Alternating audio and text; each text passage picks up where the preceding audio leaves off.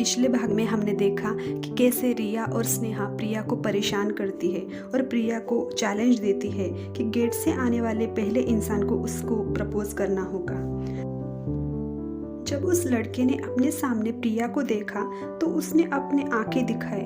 प्रिया पहले थोड़ा डर गई, पर उसने डरते हुए लड़के को रोज दिया और वो उसे पसंद करती है ऐसा कहा। विकी को थोड़ा अजीब लगा। ये लड़का विकी था, यानी कि विक्रम आहूजा। ये कॉलेज का हैंडसम लड़का था और अमीर भी, इसलिए सब उसे पसंद करते थे। विकी ने जब अपने सामने की तरफ देखा तो उसे रिया दिखी, तो उसे सब समझ आया और उसने प्रिया के हाथ से रोज लेकर वहां से चलकर रिया के सामने आया और उसे बोला कि मैंने कहा था ना, यह रैगिंग मत लो, तुम्हें समझ नहीं आता।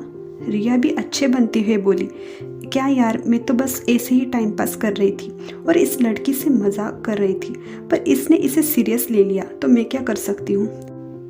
तभी वहाँ दो लड़के आए और कहने लगे, अब बस भी कर यार विकी, इन्होंने मजाक किया था, छोड़ अब। ये दोनों थे रोहन और विशाल, विक्रम के दोस्त। इनका कॉलेज में ग्रुप था जिनमें रिया और स्नेहा भी शामिल थे। ये सब प्रिया से सीनियर थे। सब वहां से चले गए। प्रिया भी अपने क्लास के लिए चली गई। जब वो क्लास में आई तो सब उसे अजीब तरीके से देख रहे थे। वहाँ एक लड़की थी जिसका नाम निकिता होता है। वो प्रिया के साइड में बैठती है, जिससे प्रिया के साथ उसकी थोड़ी बातचीत होती है और उनकी दोस्ती हो जाती है। कुछ दिन यूं ही निकल जाते हैं। आज कॉलेज में बास्केटबॉल की मैच होती है जो विकी और डेविल ग्रुप के बीच होती है। डेविल ग्रुप जिसका नाम था, उसका लीडर आरव था, जो दिखने में बहुत हैंडसम था। सब उससे दोस्ती करना चाहते थे, पर आरव के रूड नेचर की वजह से सब उससे दूर रहते थे। मैच शुरू हो गई। विकी की टीम अच्छा खेल रही थी, पर कुछ टाइम बाद आरव एक के बाद एक गोल करके मैच जीत जाता है। विकी को बहुत गुस्सा आ गया था। प्रिया भी मैच देख रही थी। उसे विकी के लिए थोड़ा बुरा लगता है, तो वो उसके पास जाके उसे कहती है कि इस बार आप मैच हार गए तो क्या, आप अगली बार ज़रूर जीतेंगे। आरव भी स्माइल करके वहाँ से चला जाता है। अब विकी और प्रिया की दोस्ती हो गई थी, पर रिया को ये देखकर गुस्सा आता था।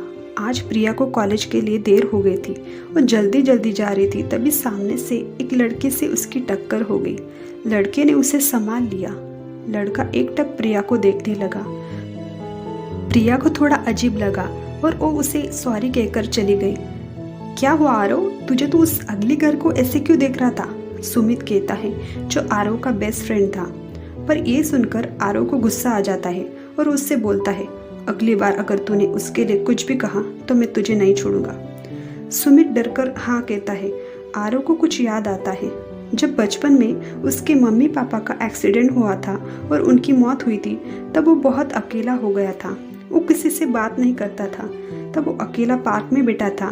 तब एक लड़की जिसके फेस पर निशान थे, पर वो बहुत क्यूट थी, उसने उसे समझाया कि तुम्हारे माँ बाप तुम्हें दुखी देखकर खुश नहीं होंगे, इसलिए तुम्हें हैप्पी रहना चाहिए, और उसे एक चॉकलेट देकर चली गई।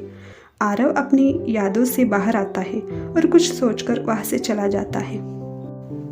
कॉलेज में एक फंक्शन होने वाला था जहाँ हर तरह के कंपटीशन होने वाले थे, पर प्रिया को समझ नहीं आ रहा था कि वो किस में हिस्सा ले। निकिता जो उसके साथ थी, वो उसे कहती है, जो तुम्हें आता हो उसमें तुम पार्टिसिपेट करो, और तुम्हारी आवाज़ कितनी अच्छी है, क्यों ना तुम गाना गाओ। पार्टी में सब शामिल थे। आरव इस पार्टी में नहीं था। विकी और उसके दोस्त भी आए थे। सब अलग अलग परफॉर्मेंस देते हैं। हर बार की तरह इस बार भी ब्यूटी क्वीन रिया बनती है। उसके चेहरे पर घमंड भरी स्माइल थी। प्रिया जो विकी को पसंद करने लगी थी, आज वो उसे अपने मन की बात कहने वाली थी।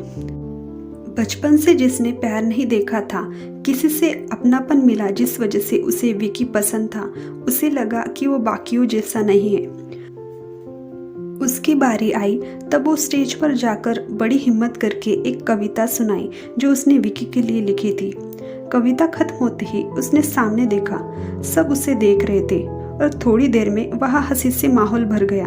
सब उसका मजाक उड़ा रहे थे। जब उसने विकी को देखा तो वो कहने लगा, तुम मुझे पसंद करती हो और तुम्हें लगता है कि मैं तुम्हें पसंद करूँगा? क्या मजाक है, तुमने खुद को देखा है? तुमसे थोड़ी अच्छे से बात क्या कर ली, तुम तो कुछ और ही समझ लिया। तभी निकिता भी उस पर हंस रही थी। तब उसे पता चला कि वो तो उनका प्लान था। निकिता रिया की कज़न थी जो उससे झूठी दोस्ती करके रिया के प्लान में शामिल थी। विकी को रिया ने चैलेंज किया था, जो था कि उस अगली गर्ल यानी प्रिया को सबके सामने खुद को प्रपोज कराना, और विकी ने भी चैलेंज एक्सेप्ट कर लिया। आज प्रिया पूरी तरह से टूट चुकी थी। आज उसे पूरी दुनिया मतलबी दिख रही थी। कोई नहीं था वहाँ जो उसका अपना कह सके।